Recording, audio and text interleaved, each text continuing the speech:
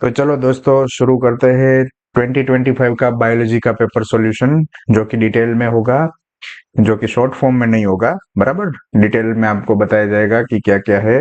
और इस चैनल पे जो भी वीडियोस अपलोड हो रहे हैं वो सभी सब्जेक्ट के रिलेटेड वीडियोस है, जो कि biology, chemistry, physics and maths यानी कि साइंस स्ट्रीम वाले सभी स्टूडेंट इसको देख सकते हैं और फ्री में अवेलेबल करवा रहे हैं आपको। और जो ये अपना चैनल है वो ऑलरेडी मोनेटाइज हो चुका है, लेकिन हमने जो है वो चैनल का मोनेटाइजेशन वाला जो पार्ट है वो यूज नहीं कर रहे हैं, क्योंकि अपना जो पहला गोल है वो है फ्री एजुकेशन टू ऑल। बराबर। तो हम ट्राई करेंगे कि जहां तक हो सके, जितना हो सके, आप लोगों का सपोर्ट बढ़े और आप लोग हमें सपोर्ट करते रहे, तो हम और अच्छा कंटेंट बनाने में आपको सेटिस्फाई करेंगे। बराबर। तो चलते हैं आगे। सबसे पहले देख लेते हैं 2025 में जो बायोलॉजी का पेपर हुआ गुजसेट का, उसके अंदर सभी चैप्टर में से कुछ ना कुछ क्वेश्चन एक दो करके निकले थे। बराबर। तो हम यहाँ पे स्टार्ट कर रहे हैं अपना पेपर सॉल्यूशन, जो कि प्रिपेयर करने में हेल्प करेगा आपको 2026 के लिए। बराबर। चलो स्टार्ट करते हैं।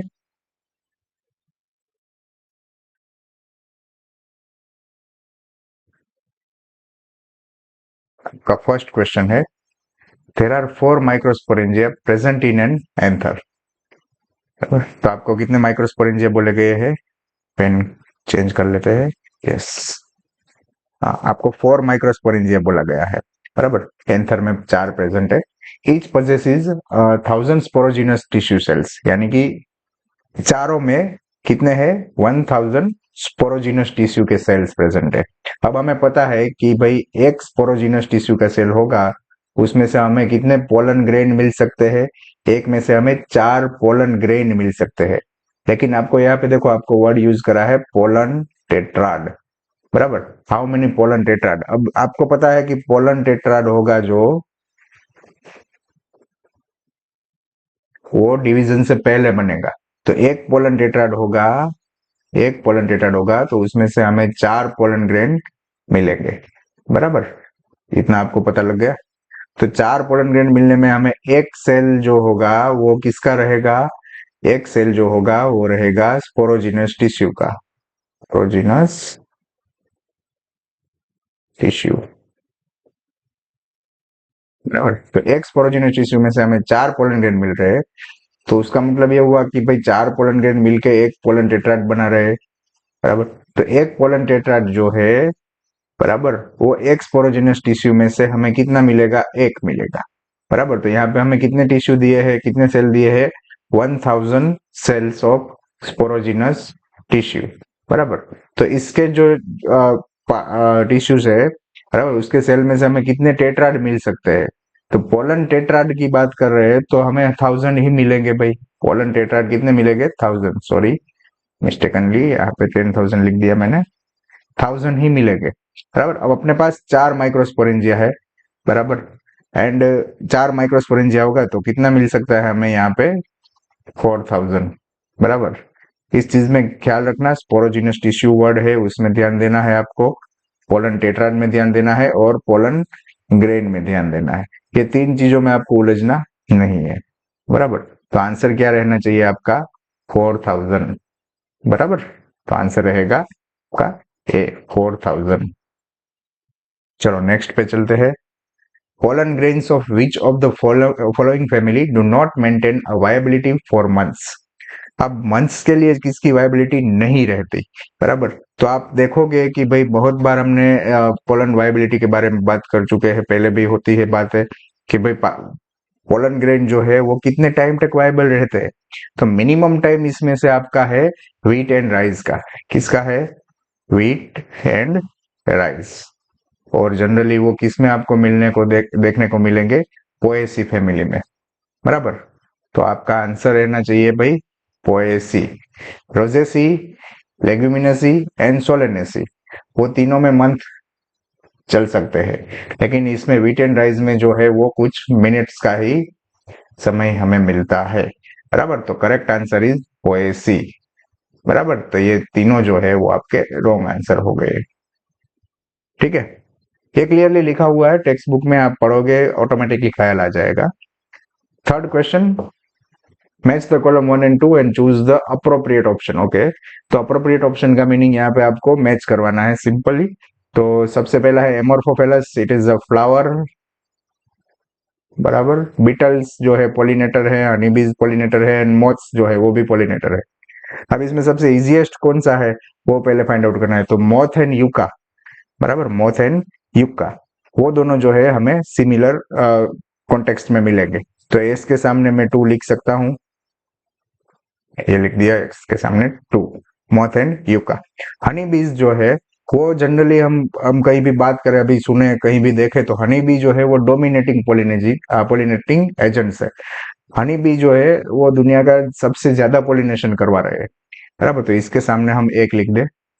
बीटल्स जो है, बीटल्स यानी इंसेक्ट में काउंट करेंगे, और ये जो बीटल्स है वो जनरली अट्रैक्ट किससे होंगे, यानी कि फ्लाइज वगैरह जो है वो फाउल ऑर्डर, यानी कि जो हम दुर्गंध कहेंगे, है ना, तो दुर्गंध जैसे फ्लावर में से निकलेगी उसमें जो है ये लोग अट्रैक्ट होंगे, बराबर। तो हम कह सकते हैं कि बीटल्स के सामने यहाँ पे हम ये 4th वाला ऑप्शन रख दे, है ना। अब लास्ट कौन सा बचा, 1 3, इसमें फ्लावर में 3 रहेगा, फ्लोरल रिवर्स। यस, तो एमोर्फोफेलस जो फ्लावर है उसमें से हमें फ्लोरल रिवर्स मिलते हैं। कौन से फ्लोरल रिवर्स मिल सकते हैं, तो ये जो एमोर्फोफेलस है उसमें हम इंसेक्ट एंड बीज जो है वो अपने एग्स ले करते हैं। क्या करते हैं, एग्स ले। मैं यहाँ पे अलग से लिख दे रहा हूं, एमोर्फोफेलस में क्या होगा, इंसेक्ट एंड बीज जो है वो अपने एग्स ले करते हैं, बराबर। तो यहाँ पे आपको ऑप्शन क्या मिलना चाहिए, पी के सामने 3 वाला ऑप्शन जो है वो, तो वो है अपने पास बी एंड डी, और क्यू के सामने 4 वाला, तो ऑप्शन बी। ऑप्शन बी में आपको यहाँ पे 4 मिल गया, आर में 1 मिल गया, और एस में 2 मिल गया, यानी कि option B is the correct answer, बराबर। चलो आगे चले। In a lady, the first menstruation began at onset of 14 years। यहाँ पे हम लिख ही लेते हैं कि onset of 14 years, यानी कि 14 years स्टार्ट हो गए तभी से menstruation स्टार्ट हुआ, यानी कि ये ईयर को हम काउंट करेंगे। दूसरा लिखा है and menopause observed at the completion of 46 years, यानी कि 46 ईयर पे एंड हो रहा है। तो हम ऐसा कह सकते हैं कि 46 माइनस 14 कितने साल तक चला होगा, तो 32 ईयर्स तक चला होगा, बराबर। 32 ईयर्स को हम अगर मंथ्स में काउंट करें तो कितना मिलेगा,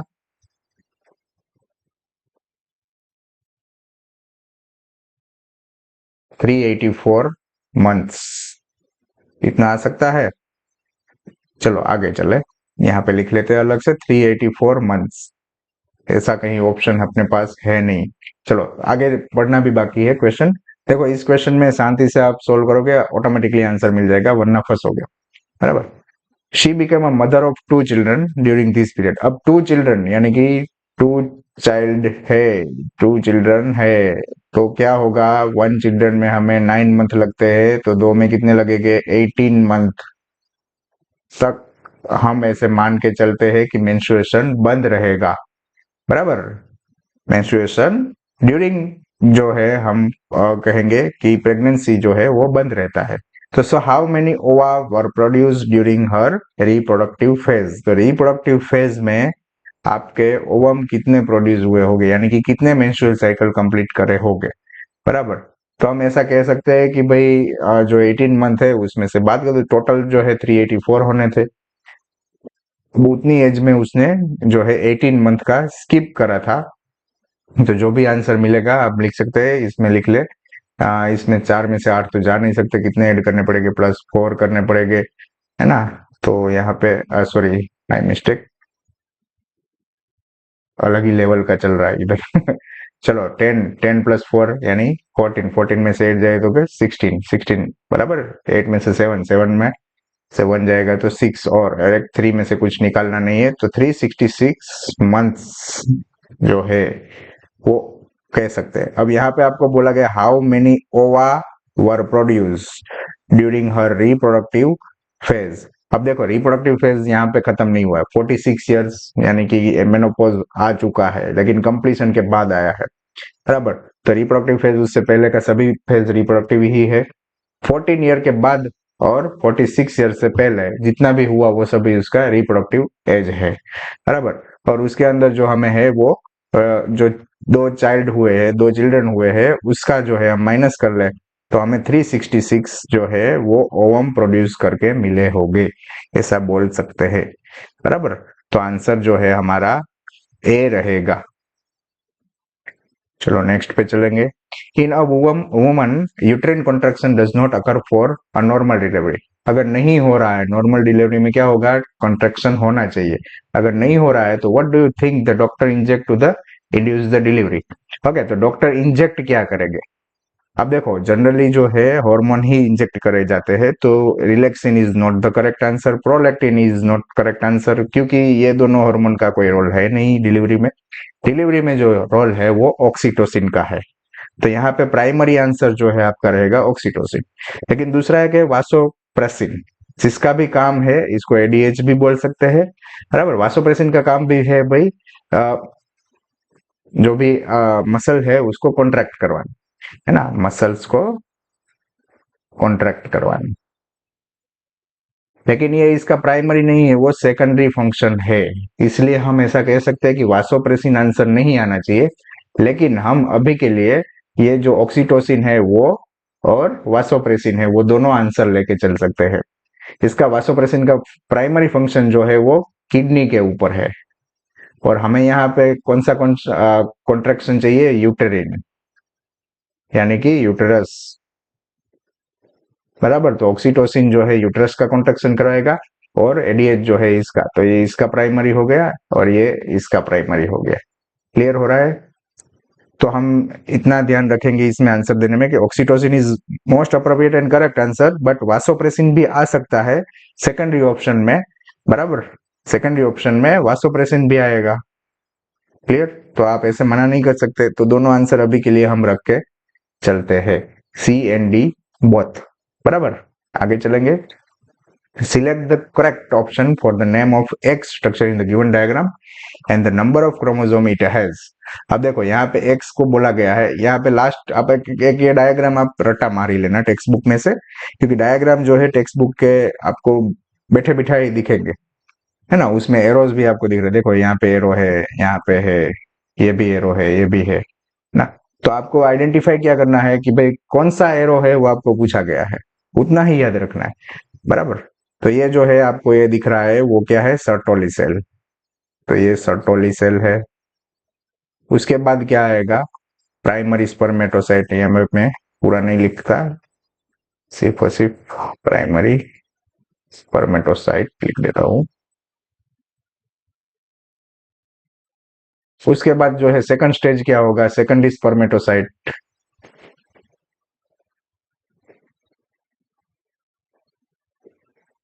उसके बाद थर्ड स्टेज क्या होगा, यहाँ पे स्पर्मेटिड। अब देखो थर्ड यहाँ पे आपको ऐसे एरो दिख नहीं रहा है, कट रहा है ना, ये एरो जा रहा है इधर पे, क्लियर है, ये एरो इधर जा रहा है। तो ये एरो जो है एम्बेडेड, देखो सर्टोली सेल है ये और इसमें एम्बेड करे हुए हैं, तो ये जो है कौन हो गए, स्पर्मेटिड। और लास्ट जो बचा ये सब जो फ्री घूम रहे हैं, है ना, ये भी, वो क्या हो जाएंगे, स्पर्मेटोजुआ। क्लियर। अब इस डायग्राम को आप समझोगे तो आपको एक्स का नाम पूछा है, सेकंड स्पर्मेटोसाइट है, यहाँ पे सेकंड स्पर्मेटोसाइट दिख रहा है, डायरेक्ट आंसर टिक करेंगे। लेकिन अगर इसमें ट्विस्ट करने के लिए उन्होंने सेकंड स्पर्मेटोसाइट दूसरी जगह भी दिया होता तो आप क्या करते, तो आपको साथ में नंबर ऑफ क्रोमोसोम भी देखना होता। इन्होंने नंबर ऑफ क्रोमोसोम दिया लेकिन उसका कोई वैल्यू नहीं रखा, तो हम कहेंगे सर्टोली सेल में से प्रोड्यूस नहीं होते, इसका कुछ लेना देना नहीं है, इसके 46 इज करेक्ट आंसर ही है, इसमें वो पूछा नहीं गया है। प्राइमरी स्पर्मेटोसाइट भी 46 का ही रहता है, तो इसमें भी हम 46 रखेंगे। यहाँ पे डिवीजन खत्म होगा तो हमें कितने मिलेंगे, 23। फिर बाकी के जो होंगे उसमें हमें 23 ही मिलेंगे। तो ये सब जो है बाकी के 2n, ये n, ये 2n, क्योंकि ये सर्टोली सेल तो आपका बॉडी का सेल है, बराबर, और ये भी हाँ एन मिलेगा आपको, बराबर। क्लियर हो रहा है? तो आंसर क्या रहेगा? Second spermatocyte. क्लियर? ये आंसर नहीं रहेगा। आगे चले। Which of the following structure constitute the female accessory ducts? अब देखो यहाँ पे आपको तीन चीज दिखे, ओविडक्ट वो भी है अपनी accessory duct, uterus is also a accessory duct and vagina is also a accessory duct. तो यहाँ पे हम आंसर कौन सा लेंगे? D, all of this. अब यहाँ पे देखो एकदम इजीएस्ट क्वेश्चन आपको पूछा है, आप ओविडक्ट रीड करा आंसर दे दिया, ऐसा मत करना, आराम से जाओ। तो उसमें ऑप्शंस देखो, ऑल ऑफ दिस अगर आ रहा है तो उसको ट्राई करो कि भाई ऑल ऑफ दिस अगर आंसर में दिया गया है तो शायद तीनों ही करेक्ट हो सकते हैं। और जैसे जीएससीबी में हम अगर देखें तो जीएससीबी के एग्जाम्स जो कंडक्ट हो रही है उसके अंदर या तो बोर्ड हो या फिर कुछ सेट हो, तो दोनों में ही अगर फोर्थ ऑप्शन आपको ऑल ऑफ दीज या फिर ऑल ऑफ द अबव ऐसा आंसर दिया है तो 99% चांसेस बनते हैं कि वो ऊपर का ही आंसर हो, बराबर। 1% चांसेस में ऐसा होता है कि वो इधर उधर चेंज करते हैं, बराबर। पेपर मॉडरेट ही रहता है, इतना भी इजी नहीं होता, लेकिन आपको थोड़ा सा ध्यान देना पड़ेगा। चलो आगे चलेंगे हम। Increase the level of increase level of which hormone induces ovulation? अब ओव्यूलेशन जो है वो कौन करवाता है? लुटेनाइजिंग हार्मोन, लुटेनाइजिंग हार्मोन। अब ये तो दिमाग में फंस गया है ना? वो क्या करवाता है? ओव्यूलेशन, बराबर। तो LH is the correct answer. ये तो भाई रट्टा मार के याद रख ही लेना। विच of the following statement is not correct for MTP? MTP के लिए करेक्ट कौन सा नहीं है? हमें यहाँ पे अंडरलाइन जरूर से कर लेनी। नॉट करेक्ट का मतलब होता है इनकरेक्ट, बराबर। कौन सा सही नहीं है? चलो रीड करते हैं। नियरली 50 to 60 मिलियन एमटीपी, यहाँ पे शुरुआत में पकड़ा गया 50 is correct but 60 is not correct. 45 to 50 million MTP. देखो मिलियन और बिलियन में भी ध्यान रखना, बिलियन की जगह मिलियन लिखा हो, मिलियन की जगह बिलियन लिखा हो, बराबर। तो ये कन्वर्जन आपको पता होना चाहिए, मिलियन टू बिलियन का और बिलियन टू मिलियन का। Clear? Are perform in year all over the world, तो पहला ही जो है वो रॉन्ग है और नॉट करेक्ट है, तो हम इसको ही करेक्ट आंसर मान के चल सकते हैं। दूसरे देख लेते हैं कि कहीं दूसरी जगह पर तो नहीं है। To legalize MTP is being debated upon the many countries, yes वो हो रहा था। Government of India legalize MTP in 1971, yes. MTP are considered relatively safe up to 12 weeks of pregnancy. अब यहाँ पे वीक्स मंथ्स कुछ भी पूछ सकते हैं, 3 मंथ्स 12 वीक्स। क्लियर? या फिर फर्स्ट ट्राइमेस्टर ऐसा बोल सकते हैं, फर्स्ट ट्राइमेस्टर। क्लियर? तो जो भी वर्ड इसमें तीनों में से आए वो सभी करेक्ट है। तो आंसर इसमें जो रहेगा वो क्या रहेगा? ये 45 to 50 होना चाहिए, लेकिन लिख के क्या दिया आपको? 50 to 60 मिलियन, बराबर। चलो नेक्स्ट क्वेश्चन पे चलते हैं। Which of the following symptoms are belong to STI? बराबर, सेक्सुअल ट्रांसमिटेड इन्फेक्शन, बराबर। STI में कौन कौन सी सिम्टम्स हमें देखने को मिलती है? देखते हैं चलो। इचिंग इन जेनिटल ऑर्गन, यस मिलता है। ब्लीडिंग नहीं, देखो ब्लीडिंग नहीं होना है। स्लाइट पेन, हाँ कह सकते हैं, slight pain in genital region, या फिर हम पूरे बॉडी में भी बोल सकते हैं। और नोजिया जो है जनरली हमें देखने को नहीं मिलेगा, तो इसमें दो आंसर करेक्ट है। ऑप्शन दिया है आपको 1 and 3, yes first option is the correct answer, बराबर। First option is the correct answer, बराबर। सिंपल सा क्वेश्चन था, आपको सिर्फ और सिर्फ दिमाग लगाना था, बराबर। टेक्स्ट बुक में दिया है वही है, रट्टा मार के याद रख लो। आगे चले। Which of the following is correct for alpha thalassemia? अब देखो यहाँ पे मेंशन करा है अल्फा थैलेसेमिया। अल्फा थैलेसेमिया होता किससे है? HbA1 एंड, देखो एंड वर्ड यूज करा है, HbA2। कौन सा क्रोमोसोम होगा? 16 क्रोमोसोम पे होगा, बराबर। हम इधर उधर कहीं नहीं जाएंगे, इसमें ही ध्यान देंगे। तो 16th क्रोमोसोम पे HbA1 एंड 2, एंड का मीनिंग यहाँ पे हमें लिंकेज दिखा रहा है। क्या दिखा रहा है? लिंकेज, बराबर। एंड का मीनिंग यहाँ पे लिंकेज दिखा रहा है, तो दोनों साथ में ही हो गए और प्रॉब्लम आएगा, उसकी वजह से हमें जो है रिजल्ट थैलेसेमिया में कन्वर्ट होके मिलेगा। तो क्रोमोसोम नंबर 16 इधर भी दिया है, इधर भी है, ये दोनों जो है वो कैंसल आउट हो गए, 11 थे इसीलिए। अभी में HbA1 दिए, अब इसमें से दो करेक्ट देखने हैं आपको कि HbA1 और 2 कौन सा वाला है।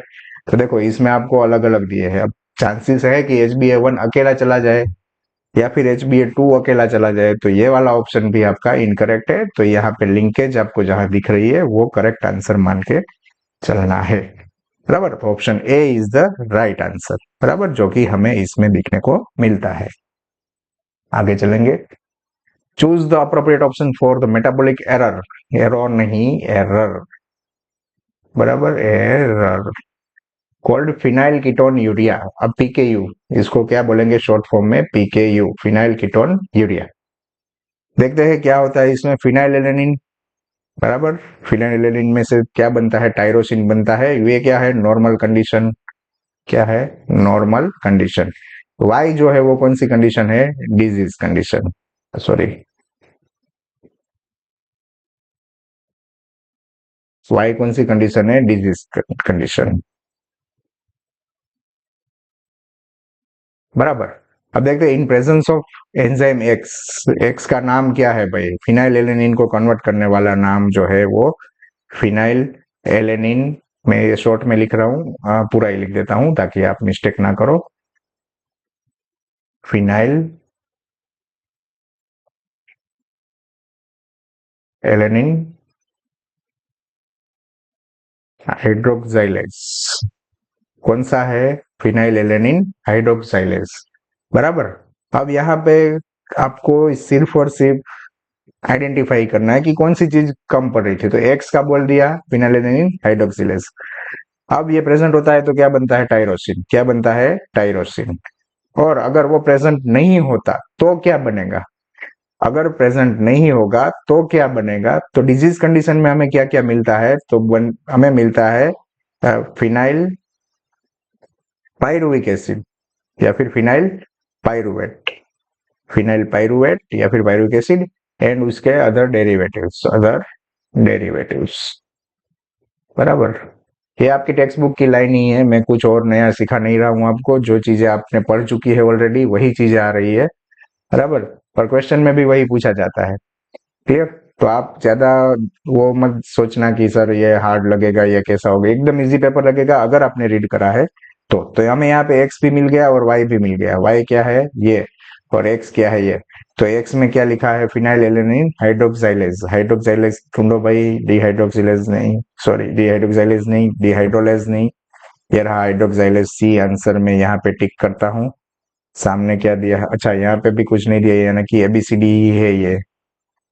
ऐसे ही मानो इसकी जोड़ी इधर, इसकी जोड़ी इधर, इसकी इधर और इसकी इधर, उसके सामने phenyl pyruvic acid and other derivatives. Yes, correct answer is C, बराबर।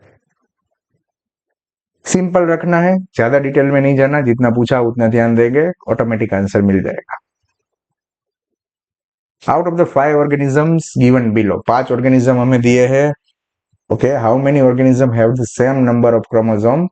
यहाँ पे देखो सेम नंबर ऑफ क्रोमोसोम, यानी कि अगर किसी में 23 है तो 23 होने चाहिए, अगर किसी में 24 है, सॉरी 46 है तो 46 होने चाहिए, बराबर, सेम रहने चाहिए, बराबर। जनरली सेम नंबर जो है हम याद रखना है तो रख लेना है। सेम नंबर जो है हमें किस में मिलते हैं, मैमल्स में मिलते हैं, मैमल्स एंड जनरली एव्स, बराबर।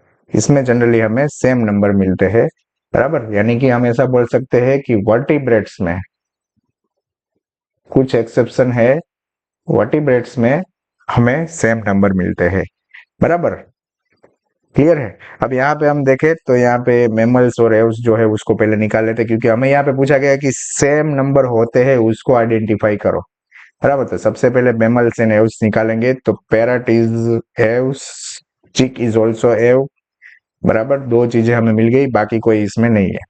अब हमने ये पढ़ा है ऑलरेडी कि भाई हनी बी जो है उसमें सेक्स डिटर्मिनेशन में 16 एंड 32 ऐसे अलग अलग मेल एंड फीमेल में होते हैं, बराबर। मेल एंड फीमेल दोनों में 16 एंड 32 अलग अलग रहते हैं, बराबर। अगर 16 वाला होगा तो क्या होगा, वो मेल होगा, और 32 वाला होगा तो फीमेल होगा। ग्रास ओपर एक ऐसी चीज है जिसमें भी हमें जो है वो क्रोमोसोम नंबर कैसे मिलेंगे, डिफरेंट क्रोमोसोम नंबर मिल सकते हैं, बराबर। ये इंसेक्ट, कुछ इंसेक्ट जो है उसमें हमें chromosome number male and female में डिफरेंट मिलेंगे। ड्रोसोफिला है उसमें हमें सेम ही नंबर मिल सकते हैं, बराबर। तो हमें ये 1, 2 एंड 3 जो तीनों में कैसे है, सेम वाला है, मेल एंड फीमेल में सेम नंबर ऑफ क्रोमोसोम मिलने वाला है। तो हम यहाँ पे आंसर सी टिक कर सकते हैं जिसका नंबर है 3, बराबर। नेक्स्ट पे चलेंगे। Who united the knowledge of chromosomal segregation with Mendelian principles and call it the chromosomal theory of inheritance? अब देखो आपको किसने ये जो मियोसिस है, क्रोमोसोमल सेग्रीगेशन यानी कि meiosis and Mendelian principle, Mendel ने जो अलग से प्रिंसिपल दिए थे वो दोनों को मिला के किसने काम करा, तो टेक्स्ट बुक में क्लियर कट लाइन लिखा है सटन ने ये सब चीजें करी थी। यहाँ पे सबसे पहली मिस्टेक हम ये करेंगे, सटन एंड बोवरी दोनों को मिला के लिख देंगे। It is not correct answer, only Sutton is the correct answer. आप सटन बोलो, सूटॉन बोलो, जो भी आपको ठीक लगे बोल सकते हो, बराबर। उनका जो काम था क्रोमोसोमल थियोरी ऑफ इनहेरिटेंस, उसके बाद टीएच मॉर्गन ने उसको प्रैक्टिकली यानी कि हम बोल सकते हैं कि उसको फिजिकली ट्राई करी और फिर पता चला कि ना ये भी सही है, बराबर। तब तक लिए हम मेंडल दादा को सही मानते थे। आगे चलेंगे। क्रोमोसोमल अब्रेशंस। अब देखो अब्रेशन का मीनिंग यहाँ पे हम ऐसे ले सकते हैं, क्रोमोसोमल अब्रेशन का मीनिंग ये होता है कि क्रोमोसोम के ऑर्डर में, क्रोमोसोमल ऑर्डर, सॉरी ऑर्गेनिज्म लिखने जा रहा, ऑर्डर में चेंज आना, चेंज इन क्रोमोसोमल ऑर्डर, बराबर। यानी कि अगर ए टी सी जी है तो इसमें से एक आध इधर उधर हो जाए, इधर उधर हो जाए, बहुत सारे म्यूटेशन आप पढ़ चुके हो, बराबर। उसके अकॉर्डिंग इधर उधर हो जाना या फिर डिलीट हो जाना या फिर नया ऐड हो जाना, बराबर, वो सब चीजें है। तो अलग अलग टाइप के आप पढ़ चुके हो ऑलरेडी, तो इसको डिस्कस नहीं करेंगे, सीधा पता लग जाएगा। Chromosomal aberration are commonly observed in, अब कहाँ देखने को मिलते हैं, जर्म सेल में। भाई देखो जर्म सेल के अंदर एब्रेशन आपको देखने को नहीं मिलेंगे, आंसर कैंसर। ऑन्कोजेनिक सेल यानी कि हम कैंसरस टिश्यू बोल सकते हैं जिसके अंदर हम म्यूटेशन देखने को मिलता है, तो ये चांसेस बन सकता है कि ऑन्कोजेनिक सेल में हमें मिले, टिक मार्क लगा देते हैं। आगे चले एपिथेलियल सेल्स। अब देखो एपिथेलियल सेल है उसमें एब्रेशन नहीं रहते, म्यूटेशन जरूर होते हैं लेकिन वो पास नहीं करेंगे, बराबर। तो एपिथेलियल सेल्स में भी एब्रेशन नहीं देखने को मिले। एचआईवी इन्फेक्टेड सेल बेचारा खुद ही पूरा जीन ही चेंज हो गया है, बराबर, उसमें पूरा का पूरा जीन नया ऐड हुआ है, तो एचआईवी इन्फेक्टेड सेल को भी हम निकाल सकते हैं। तो oncogenic cell is the most appropriate and correct answer here, बराबर। तो आपको 15 में आंसर रहेगा बी। आगे चले। ओके तो यहाँ पे आपको ट्रांसलेशन यूनिट दे रखा है, विच of the following represent the structure of the translation unit. Translation unit का प्रॉपर स्ट्रक्चर कौन सा है। सबसे पहले ट्रांसलेशन यूनिट आए तो हमें याद रख लेना है 5 days to 3 days होना चाहिए। 5 की ओर स्टार्ट, क्या लिखेंगे, स्टार्ट, 3 की ओर स्टॉप, या फिर हम यहाँ पे एक ऐसे भी याद रख सकते हैं, याद रखना है तो देखो 5 को कैसे लिखते हैं ऐसे, और स्टार्ट का ऐसे होता है, एंड का एंड ई ऐसे लिखते हैं और वो 3 जैसा लिखता है। क्लियर, इतना सिंपल याद रख लो, ट्रांसलेशन याद रह गया, बराबर। स्टार्ट हुआ, बराबर, स्टार्ट हुआ और एंड हुआ। 5 की ओर से स्टार्ट होना है, 3 की ओर एंड होना है। तो चलो देख लेते हैं, start codon, start codon, start codon इधर है, सभी में 5 5 5 है, लास्ट वाले में 3 है, ये निकल गया, एक एंड हो गया। चलो आगे देखते हैं। पहले में दिया आपको यूटीआर, 5 के बाद यूटीआर है यानी कि अनट्रांसलेटेड रीजन। यूटीआर का मीनिंग है अनट्रांसलेटेड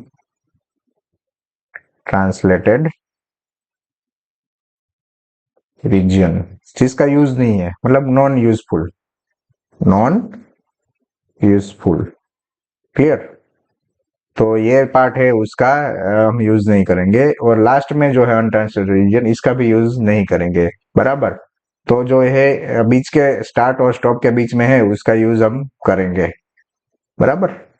तो जो यूजफुल है 5 to 3 है, दोनों तरफ अनट्रांसलेटेड रीजन है, तो ये आंसर सही हो सकता है। दूसरे देख लेते हैं 5 वाले, तो इसमें एक तरफ है यूटीआर, दूसरी तरफ यूटीआर नहीं दिया है, इसलिए ये आंसर भी इनकरेक्ट हो गया। इसमें इधर यूटीआर नहीं दिया है तो ये भी इनकरेक्ट हो गया, इधर यूटीआर है।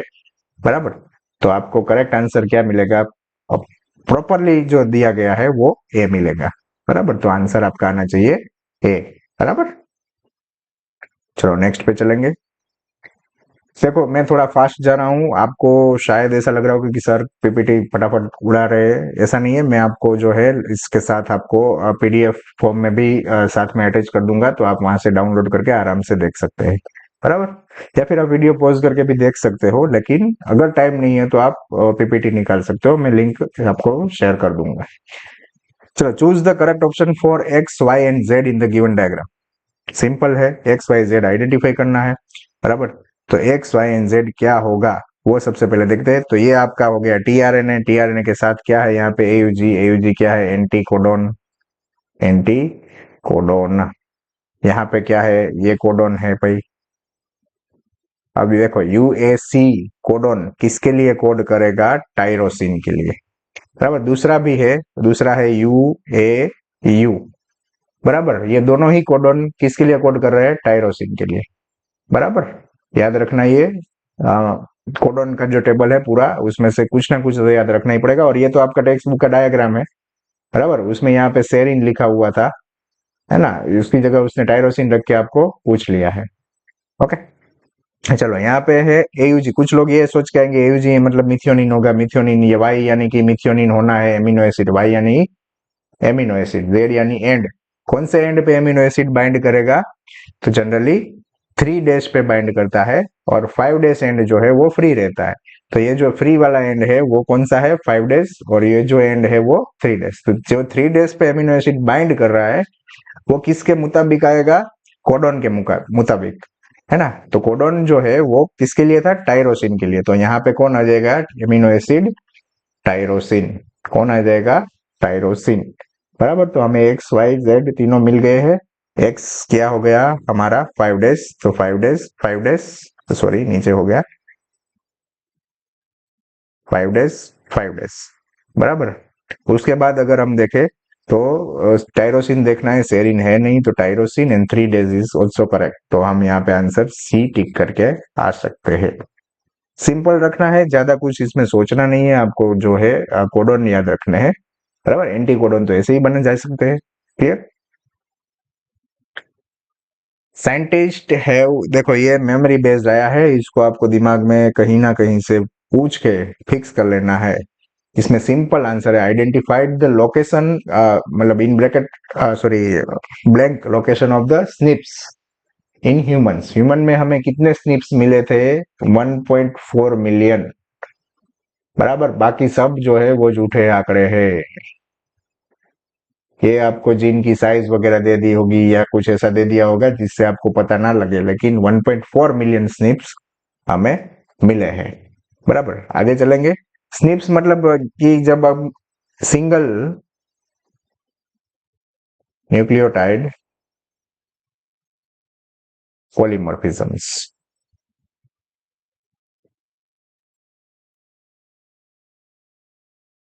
Single nucleotide polymorphs. बराबर, स्निप्स मतलब सिंगल न्यूक्लियोटाइड पॉलीमॉर्फ्स। बराबर, तो ये जो है एक जगह पे ही डिफरेंस हो, पूरा जीन है एक एक जगह पे डिफरेंस मिले हमें, तो वो क्या हो गया? स्निप्स। बराबर, तो 1.4 मिलियन लोकेशन ऐसे मिले जहां पे सिंगल बेस म्यूटेशन या फिर वेरिएशन था। आगे चलेंगे। Find out the odd one. Odd one आपको आइडेंटिफाई करना है। ऑड वन, ऑड यानी कि अलग हो, वो वाला। तो कन्वर्जेंट इवोल्यूशन, कन्वर्जेंट इवोल्यूशन के सभी एग्जांपल दिए आपको। बराबर, उसमें से आपको अलग जो लग रहा है वो आइडेंटिफाई करना है। तो लेमर के साथ जो जोड़ी बनाता है ये सब जो है वो प्लेसेंटल है। मैं यहाँ पे लिख देता हूँ, नीचे ही लिखता हूँ ताकि आपको इजी रहे। ये सब क्या है? Placental animals. एंड ये कौन से वाले हैं? Australian marsupial.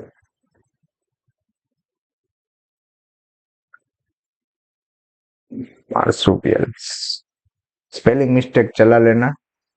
बराबर, हमारे पास इतना टाइम नहीं रहता। Australian marsupials. चलो तो लेमर जो है, लेमर या फिर लेमूर आप जो बोलो, तो उसके साथ स्पॉटेड खसखस की जोड़ी बनती है। यस, ये करेक्ट है।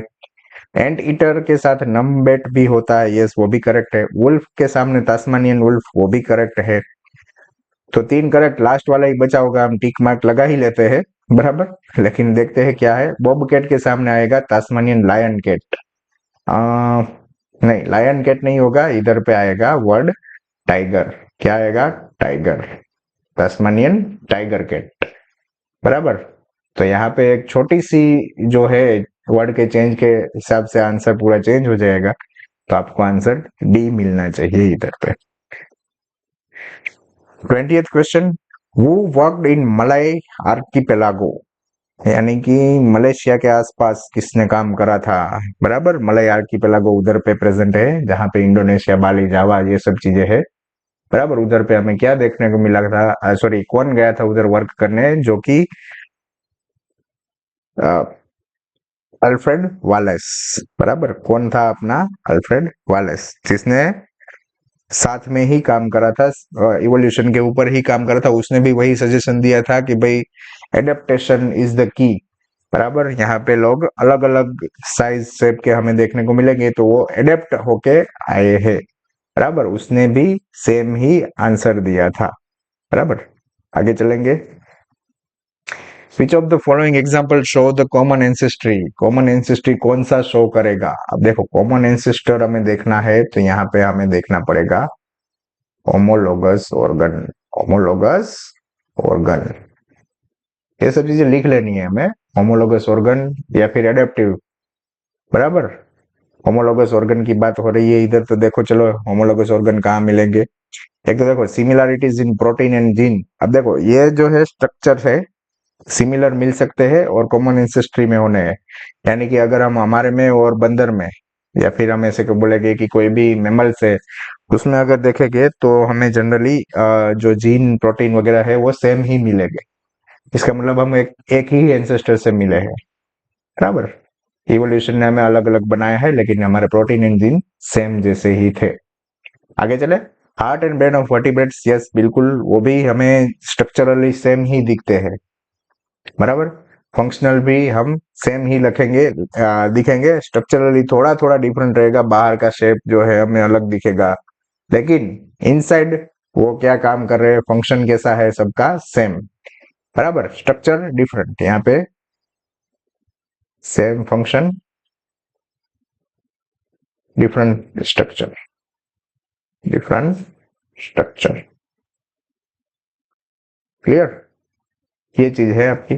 तो flippers of penguins and dolphins, अब यहाँ पे देखो स्ट्रक्चर सेम है लेकिन फंक्शन डिफरेंट है। तो ये नहीं बोलेंगे भाई दोनों पेंगुइन और डॉल्फिन के फ्लिपर सेम काम नहीं करेंगे। स्वीट पोटैटो एंड पोटैटो, वो दोनों अलग अलग ऑर्गन के जो है वो मॉडिफिकेशन है, एक रूट का है और एक है स्टेम का, तो हम वो भी नहीं बोलेंगे। तो आंसर जो है 1 एंड 2 साथ में हो ऐसा देखना पड़ेगा। तो हमें पहला ही आंसर मिल रहा है 1 एंड 2 वाला, तो first is the correct answer. आगे चलेंगे।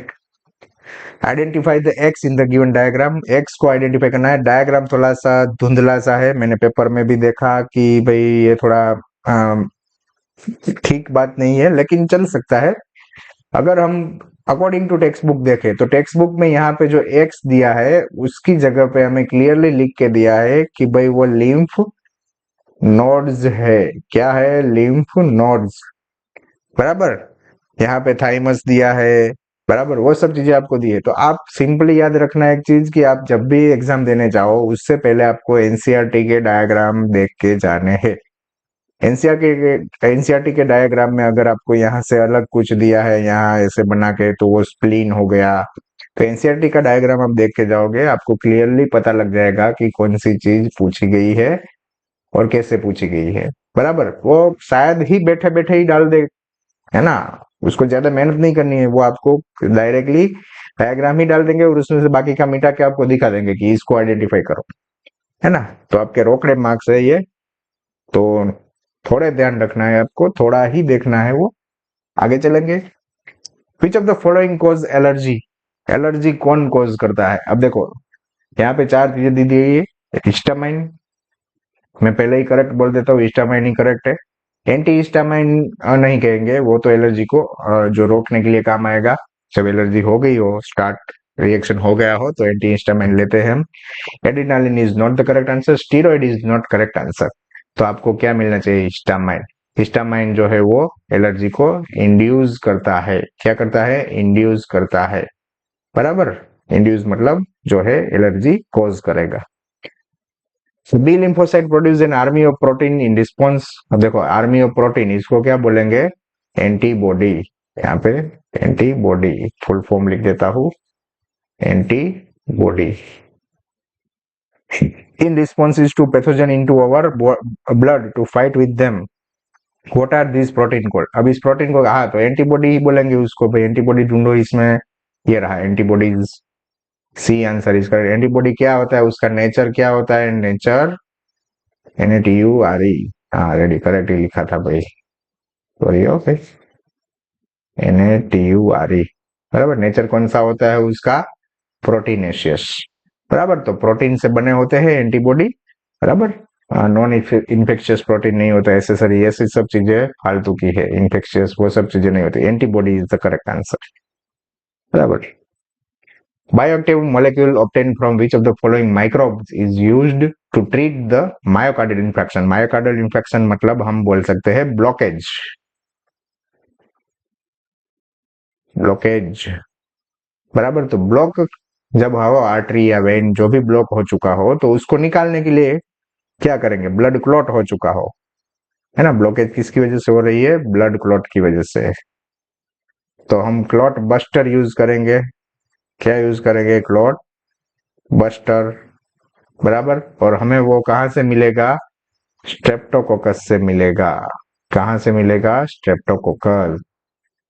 Trichoderma is not correct answer, saccharomyces is not useful and clostridium is also not useful. बराबर। स्ट्रेप्टोकोकस से हम क्लॉट बस्टर यूज करते हैं। आगे चलेंगे।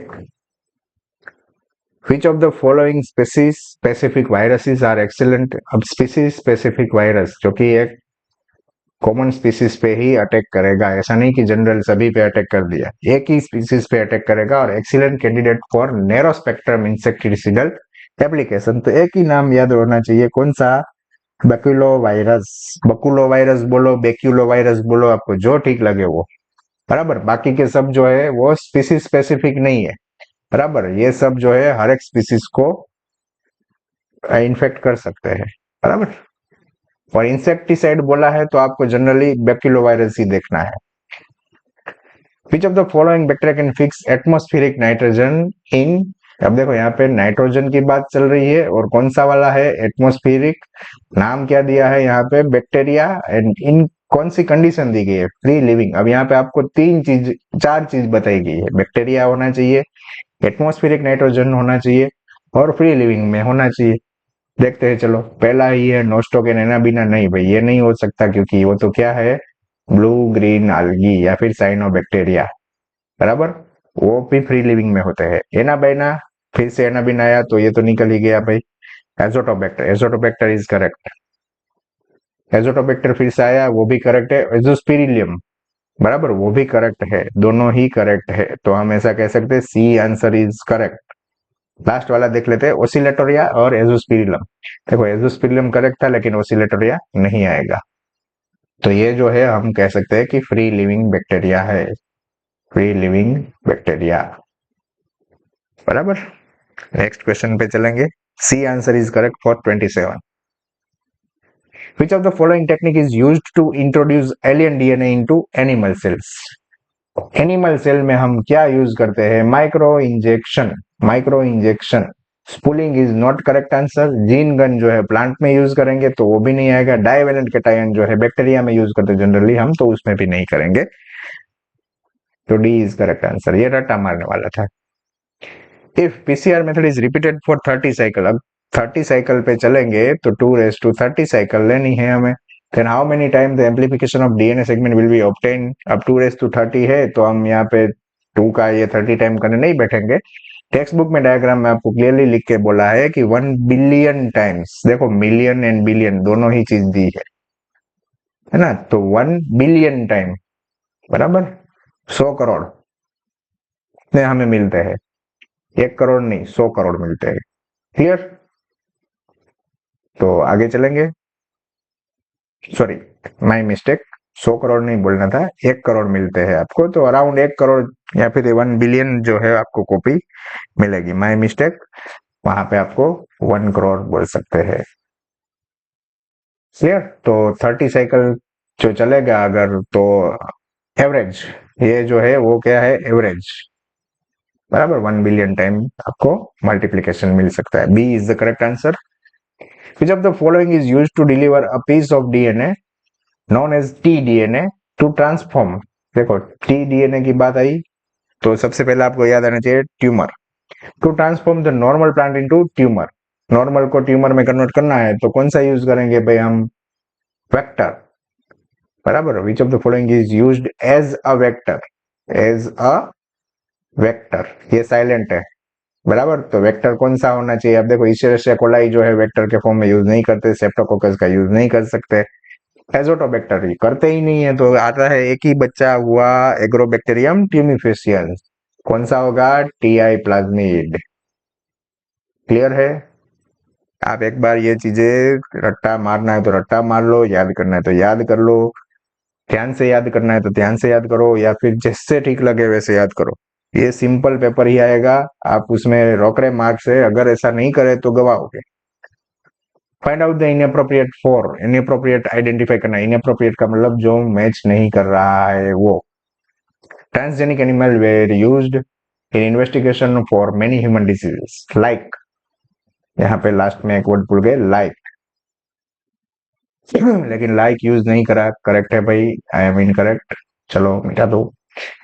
इनअप्रोप्रिएट क्या है? जो कि ट्रांसजेनिक एनिमल में हम यूज नहीं करते, कौन से डिजीज के लिए यूज नहीं करते वो आइडेंटिफाई करना है। जिस डिजीज के लिए यूज करते हैं वो इसमें हम नहीं काउंट करेंगे। तो कैंसर जो है उसके लिए हम ट्रांसजेनिक एनिमल का यूज नहीं करेंगे। एनिमल में इंड्यूस करेंगे ट्यूमर, फिर उसका जो है सॉल्यूशन निकालना चाहेंगे तो नहीं हो पाएगा, है ना।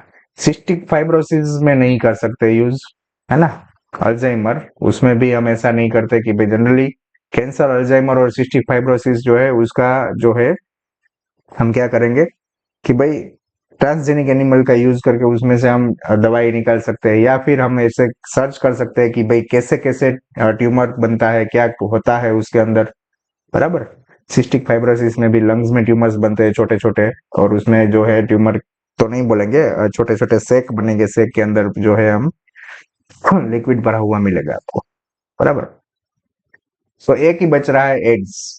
अब अगर हम एड्स पास कर रहे हैं, एड्स जो है वो हम ट्रांसजेनिक एनिमल का यूज करके नहीं पता लगा सकते कि इसकी मैकेनिज्म क्या है, क्योंकि अदर एनिमल में अलग से होता होगा, हमारे में अलग से होता होगा। ये जो है वो वायरल डिजीज है, बराबर, वायरस से फैलता है, और हम ऐसा कह सकते हैं कि वायरस जो है अपने बॉडी में ही ने मैक्रोफेजिस में देखने को मिलता है, बराबर। तो मैक्रोफेज में वायरस जो है वो एंटर हो जाएगा और वो अपने बॉडी को इफेक्ट करेगा।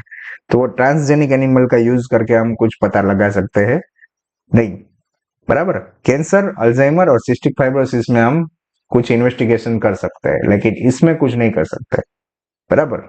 तो आंसर आपका रहेगा एड्स। इनअप्रोप्रिएट पूछा है इसलिए, अप्रोप्रिएट पूछा होता तो ए, सी एंड बी तीनों रहते हैं। Crystals of Bt toxin produced by some bacteria do not kill the bacteria themselves. अब वो खुद क्यों नहीं मर जाते भाई, ऐसा पूछा है। टॉक्सिन प्रोड्यूस करा है उन्होंने, लेकिन वो खुद क्यों नहीं मरते? तो पहला ऑप्शन दिया है, बैक्टीरिया रेजिस्टेंट टू टॉक्सिन, ना। टॉक्सिन इज इमेच्योर, अब ये जो है स्टैंड बाय पे रखेंगे। टॉक्सिन इज इनएक्टिव, वो स्टैंड बाय वाला निकाल दो, चलो भाई इनएक्टिव इज करेक्ट आंसर। यहाँ पे दोनों वर्ड आपको अलग देखने हैं, इनएक्टिव अलग चीज है, इमेच्योर अलग चीज है। इनएक्टिव का मीनिंग है, इनएक्टिव का मीनिंग है वो मेच्योर है, लेकिन no condition to active, no suitable condition या फिर environment to show its ability. Clear? और यहाँ पे अगर हम इमेच्योर का बात करें तो हमें डिफरेंट पॉलीपेप्टाइड या फिर हम बोलेंगे structural unit, different structural unit, कर दिया है मैंने, सॉरी, यूनिट्स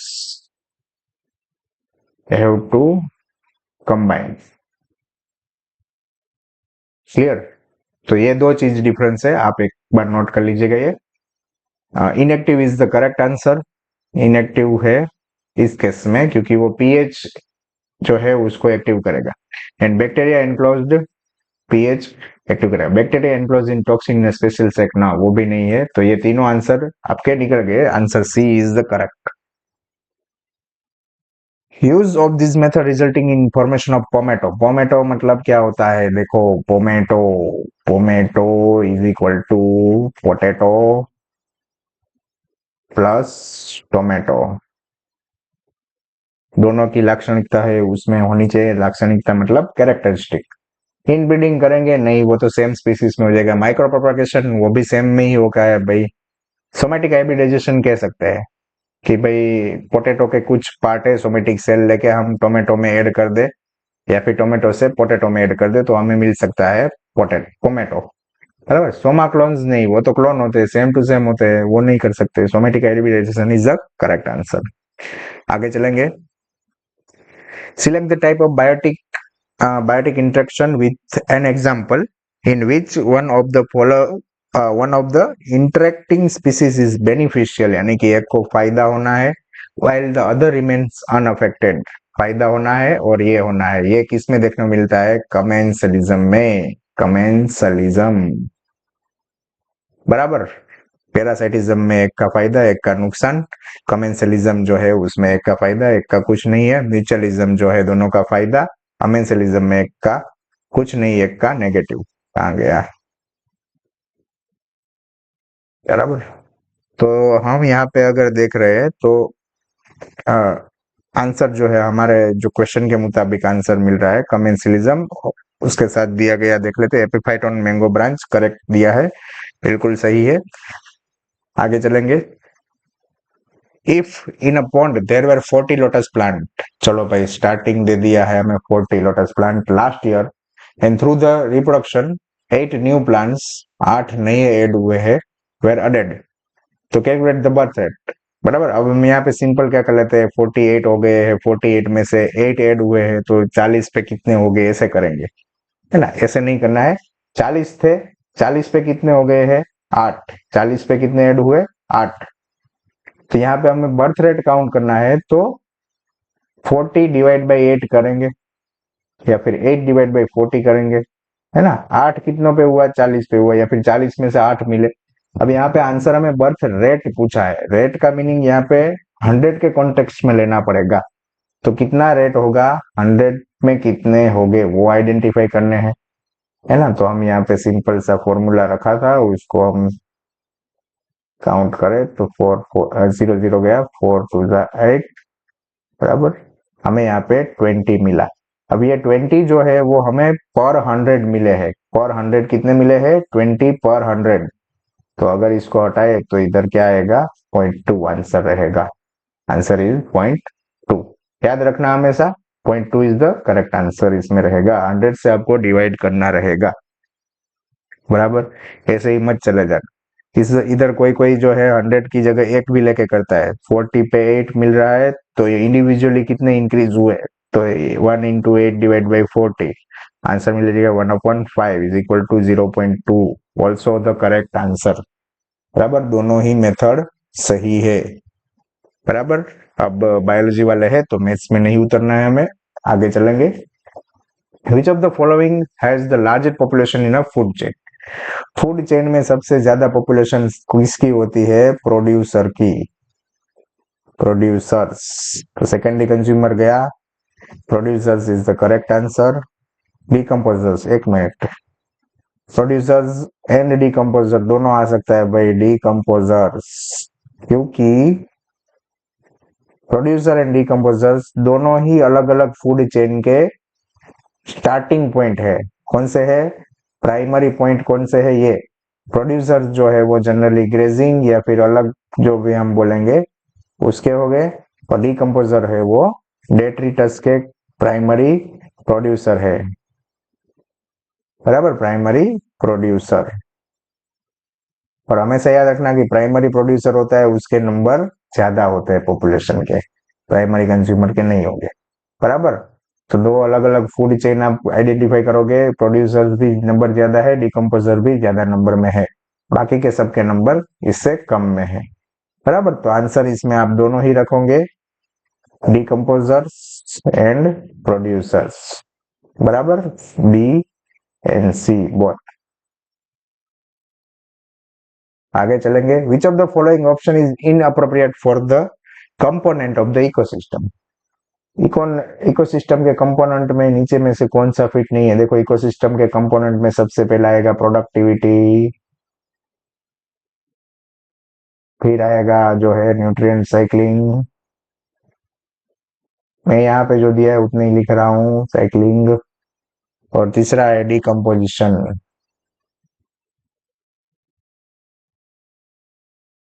बराबर। ये तीनों ही उसमें इंक्लूडेड है, बराबर। तो decomposition, nutrient cycling and productivity ये तीनों ही प्रेजेंट है, बायोस्फीयर जो है वो एक नहीं है, तो हम यहाँ पे इसको एक्सक्लूड कर सकते हैं कि भाई inappropriate for the component of the ecosystem, बराबर। In which condition the prey might become extinct, prey को अगर ओवर एक्सप्लॉइट करा जाएगा, प्रे गोट ओवर एक्सप्लॉइट, सब जाके वो एक्सटिंक्ट होगा। चलो इसके रिलेटेड देख लेते हैं। When the prey is less, ना वो तो ओवर एक्सप्लॉइट होगा, उसके बाद लेस होगा, स्टैंड बाय पे रखो। When the predator is less, ना, प्रेडेटर एक हो या दो हो कोई फर्क नहीं पड़ता, वो खाते रहेंगे। When the predator is over exploited, predator को खुद को ओवर एक्सप्लॉइट करने की क्या जरूरत पड़ी भाई, प्रे तो इसको ओवर एक्सप्लॉइट नहीं करेगा, चलो निकाल दो, इंग्लिश इधर मैटर करता है भाई। When the prey is over exploited, yes, prey got over exploited, prey is over exploited, yes, ये आंसर कह सकते हैं, ये स्टैंड बाय वाला निकाल दो भाई। ओवर एक्सप्लॉइटेड होगा तो लेस होगा, इसलिए आंसर डी इज करेक्ट। अगर ये डी नहीं दिया होता तो ए ले सकते थे, बराबर। ओवर एक्सप्लॉइटेड किसके द्वारा? By predator, predator, clear. आगे चलेंगे। The main difference between sixth extinction, sixth and the previous 5 extinction 1 to 5, बराबर, उसमें डिफरेंस क्या है? मेन डिफरेंस पूछा है आपको, क्लियर है कि भाई ये फास्ट हो रहा है, भाई क्या हो रहा है? फास्ट, या फिर फास्ट टेस्ट बोल सकते हैं। ये पांचों से क्या है? फास्ट टेस्ट है ना।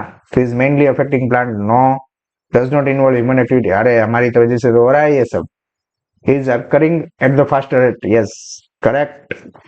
It's mainly occurring on island, नहीं ऐसा कुछ नहीं, हर जगह हो रहा है भाई एक्सटिंक्शन, है ना। तो हम B is the correct answer, occurring at the faster rate than other 5 extinction. Last question but not least, आगे भी इतने सारे पेपर्स हम डालेंगे, लेकिन अभी के लिए ये 2025 का लास्ट क्वेश्चन है, वो देख लेते हैं।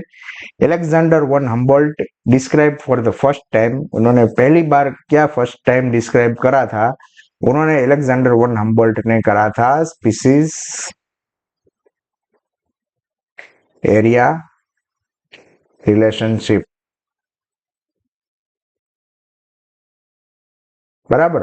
जैसे जैसे एरिया इंक्रीज होता जाएगा वैसे वैसे स्पीसीज भी इंक्रीज होती जाएगी, but up to a limit, clear. ये वाला ग्राफ उसने दिया था, और अगर इसमें से हम ऐसे बनाएंगे तो हमें ये चीज मिलेगी, बराबर।